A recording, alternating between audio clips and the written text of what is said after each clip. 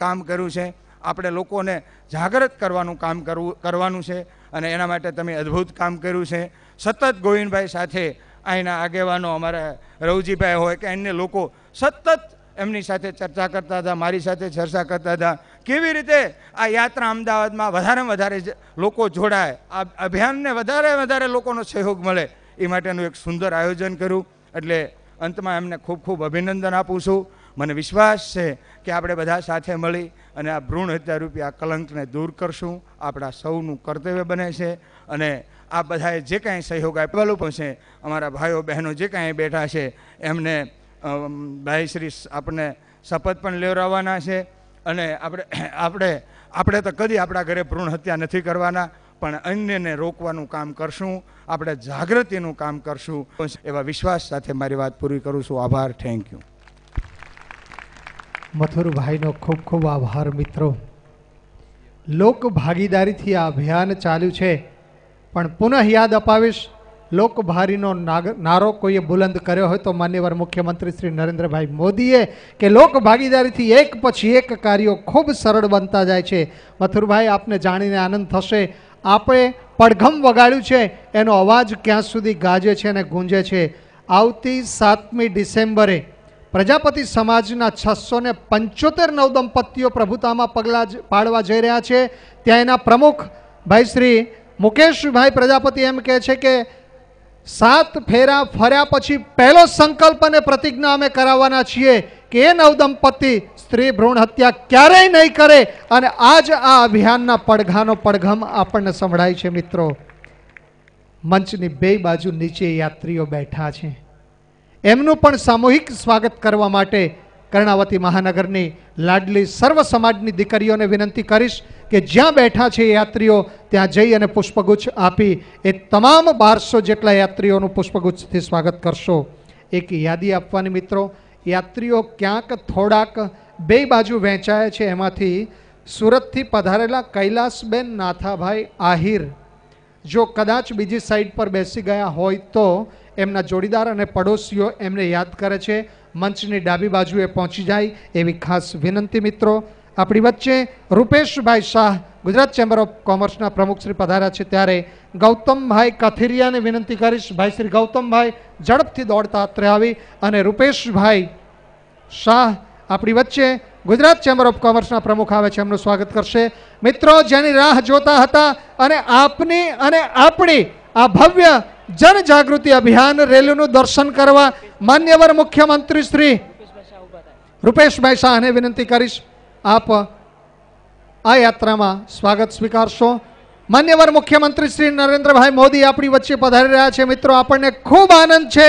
આપ આપની બેઠક વ્યવસ્થા જ્યાં ફાળવેલી છે ત્યાં જ બેસી રહેશો. આપનો અને આ યાત્રાના શુભ સંકલ્પનું દર્શન કરવા માટે આપણી વચ્ચે આવે છે.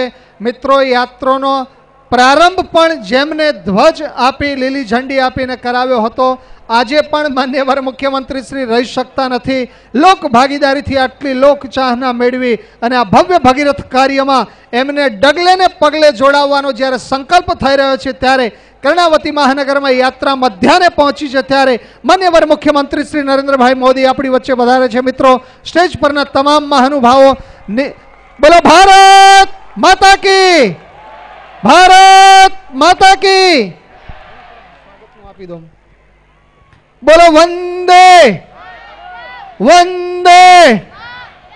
માન્યવર મુખ્યમંત્રી શ્રી સદાય હસતો ચહેરો, ફૂલ ગુલાબી અને કમળસુ જીવન આપણી વચ્ચે માન્યવર મુખ્યમંત્રી શ્રી નરેન્દ્રભાઈ મોદી પધાર્યા છે. આપ અને મંચ પરના બધા જ મહાનુભાવો એમનું અભિવાદન ઝીલી એકવાર પુનઃ તાળીઓની ગુંજ સાથે આપણે એમનો ભાવભીનો આવકાર આપીએ છીએ, હુંફાળું સ્વાગત કરીએ છીએ.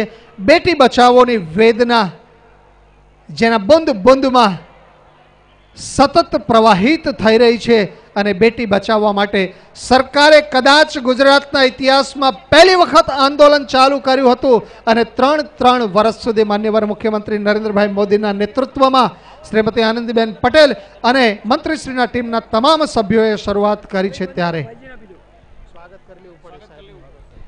એક નાનકડી બાલિકાને વિનંતી કરીશ, આવો બેટા, બેટી બચાવોનું આંદોલન અને જાગૃતિ અભિયાન છે ત્યારે માન્યવર મુખ્યમંત્રીશ્રીનું પહેલું સ્વાગત નાનકડી દીકરી પુષ્પગુચ્છ અર્પણ કરીને કરશે. ઝડપથી સ્વયંસેવક ભાઈઓ અત્રે આવશે. નાનકડી પરી જેવી બે દીકરીઓ આવી રહી છે. પહેલું સ્વાગત માન્યવર મુખ્યમંત્રીશ્રીનું નાનકડી બે પરીઓ કરશે.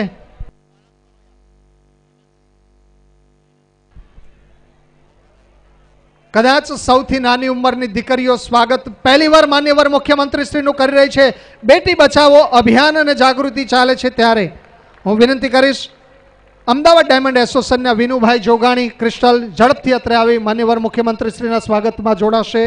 ભાઈ શ્રી વિનુભાઈ જોગાણી, આદ્ય સ્થાપક નરોડા નિકોલ સૌરાષ્ટ્ર પટેલ સમાજના મગનભાઈ રામાણી પુષ્પગુચ્છ અર્પણ કરી અને આ દીકરીઓની સાથે એ પણ માન્યવર મુખ્યમંત્રીશ્રીના સ્વાગતમાં જોડાશે.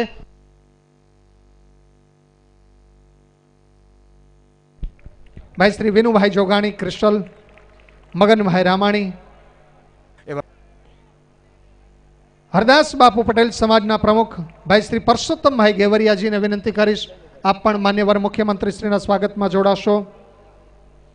ભાઈ શ્રી દિલીપભાઈ કોઠિયા નિકોલ નરોડા સૌરાષ્ટ્ર પટેલ સમાજના પ્રમુખશ્રી અને ભાઈ શ્રી બાબુભાઈ વોરા પ્રમુખશ્રી અમદાવાદ પૂર્વ બિલ્ડર એસોસિએશન, તમામ ભાઈઓ ઝડપથી અત્રે આવી અને સ્વાગત કરશે.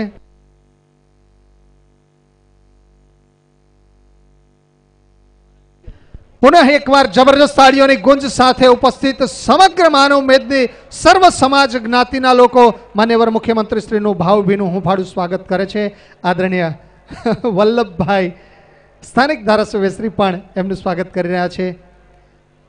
મથુરભાઈ સવાણી અને ગોવિંદભાઈ ધોળકિયા પણ યાત્રાના પ્રતિનિધિ સ્વરૂપે તેઓ શ્રીનું સ્વાગત કરી રહ્યા છે. સ્વાગતના દોરને વિરામ આપીશું. પૂજ્ય ભાઈ શ્રી વ્યસ્તતાની વચ્ચે આટલા સરસ કાર્યક્રમને શોભાવવા અને આશીર્વાદ આપવા આવ્યા છે ત્યારે હું વિનંતી કરીશ પૂજ્ય રમેશભાઈ ઓઝા આપણને મંગલ ઉદ્બોધન કરી રૂડા આશીર્વાદ આપશે. પૂજ્ય ભાઈ શ્રી.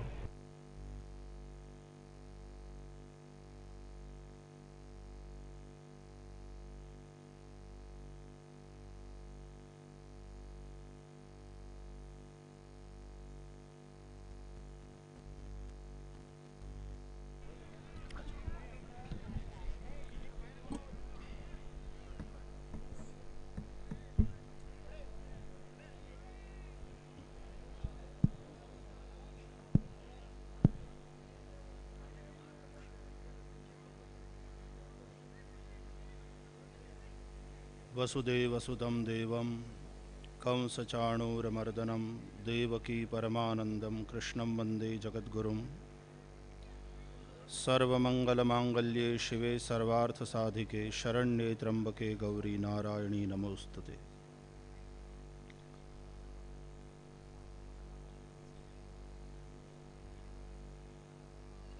આજે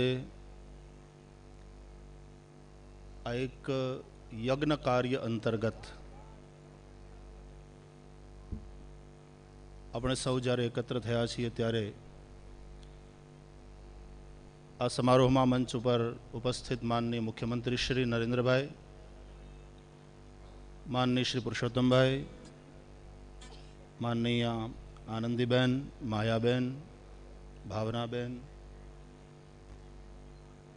દિલીપભાઈ, હરીનભાઈ, વ્યાસ સાહેબ, સૌ મંચાસીન મહાનુભાવો,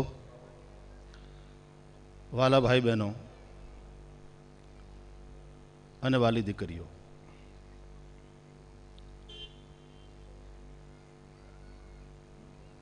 એક એવી વિડંબનામાંથી સમગ્ર સમાજ અત્યારે પસાર થઈ રહ્યો છે.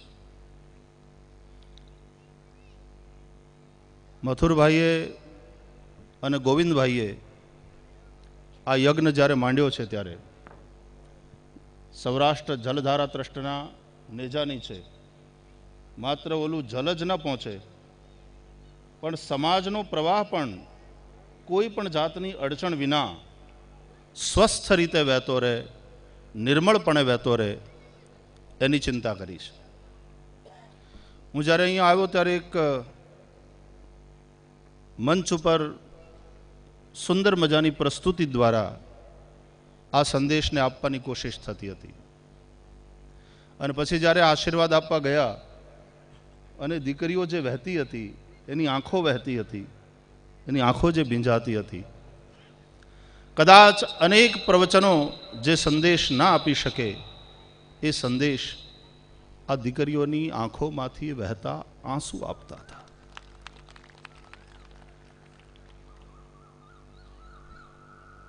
જ્યારે કન્યા ભ્રૂણ હત્યા થાય છે, 4 પ્રકારના દ્રોહ આપણે કરી રહ્યા છીએ. 4 પ્રકારના પાપ આપણા દ્વારા થઈ રહ્યા છે. એક દ્રોહ છે માતાના ગર્ભમાં પાંગરી રહેલા એક નવા જીવનની આશા સાથે વિકસી રહેલા એ ગર્ભનો, એ જીવનો, એ કન્યા ભ્રૂણનો. જે જગ્યાએ, જે સ્થાને એને સૌથી વધારે સુરક્ષાનો અનુભવ થવો જોઈએ એ સ્થાનમાં એની હત્યા કરવામાં આવે. તમને ખ્યાલ હશે, આપણે મંદિરો બનાવીએ તો એમાં જે જગ્યાએ ભગવાનની મૂર્તિનું સ્થાપન કરવામાં આવે છે એને આપણે ગર્ભગૃહ કહીએ છીએ. ત્યાં પ્રભુની સ્થાપના થાય છે. અને આ પણ માનો ગર્ભ છે, ગર્ભાશય, જેની અંદર આ ગર્ભ પનપી રહ્યો છે. આપણે સામાન્ય વ્યવહારમાં એવું કહીએ છીએ કે માતાના ઉદરને, માતાની કુખને આપણે કબ્રસ્તાનમાં પલટી નાખીએ છીએ. પણ એક વિચાર એ પણ કરવા જેવો છે કે કબ્રસ્તાનમાં તો મરેલાઓને લઈ આવવામાં આવે છે અને દાટવામાં આવે છે, પણ અહીંયા તો એને મારવામાં આવે છે. સ્મશાન ભૂમિ તો વૈરાગ્યની ભૂમિ છે. ભગવાન શંકર ત્યાં નિત્ય નિવાસ કરે છે. પણ કબ્રસ્તાન કરતાં પણ આગળ વધીને કહેવું હોય તો માની કુખ એક કતલખાનું બની જાય છે. આના જેવી નિંદનીય બીજી કઈ વાત હોઈ શકે? એ માં રાજી હોય એવું માનવાને કારણ નથી. હમણાં આજે આના માટેનું તમે સાહિત્ય પ્રકાશિત કર્યું છે.